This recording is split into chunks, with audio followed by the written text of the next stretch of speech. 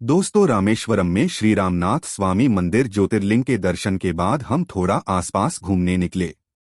चलते चलते हमारी नज़र इस साइन बोर्ड पर पड़ी जिस पर लिखा था डॉक्टर एपीजे अब्दुल कलाम का घर। एक पल के लिए हम चौंके, लेकिन फिर याद आया कि देश के महान वैज्ञानिक और पूर्व राष्ट्रपति डॉक्टर कलाम तो यहीं रामेश्वरम में पैदा हुए थे। फिर क्या था, हम इस महान विभूति का घर देखने से खुद को कैसे रोक सकते थे।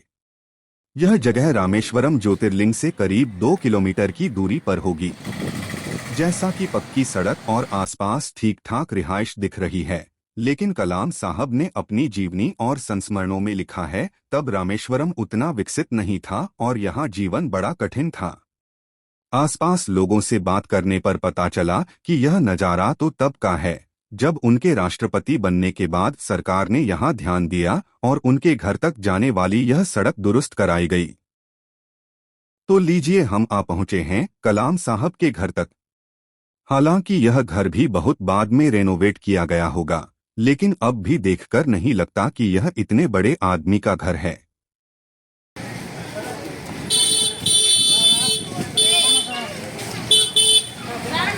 अब चलिए आपको ऊपर लेकर चलते हैं। कलाम साहब जब यहाँ पैदा हुए तब उनका घर कुछ ऐसा था। घर की आर्थिक स्थिति ठीक नहीं होने के चलते उन्हें बस स्टैंड और रेलवे स्टेशन पर अखबार बेचना पड़ा, लेकिन आदमी में दृढ़ संकल्प और विश्वास हो तो वह क्या कुछ कर सकता है, इसकी मिसाल खुद डॉक्टर कलाम ही हैं। घर की पहली मंजिल पर उनके नाम पर संग्रहालय है, जिसमें उनके जीवन से जुड़ी यादें तस्वीरों और दूसरी सामग्री के माध्यम से प्रदर्शित की गई हैं।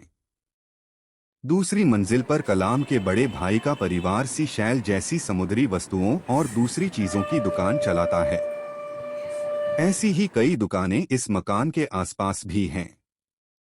ये हैं डॉक्टर कलाम के बड़े भाई के पौत्र जाकिर हुसैन, जिन्होंने बताया कि यह शॉप ही उनके जीवन यापन का सहारा है। यहाँ घर पर तो देखने के लिए बहुत ज्यादा कुछ नहीं है, लेकिन अगर आप कलाम साहब के फैन हैं और रामेश्वरम आए हैं तो आपको थोड़ी दूरी पर बने कलाम स्मारक जरूर जाना चाहिए। भारत सरकार ने उनके सम्मान में यह भव्य स्मारक बनवाया था।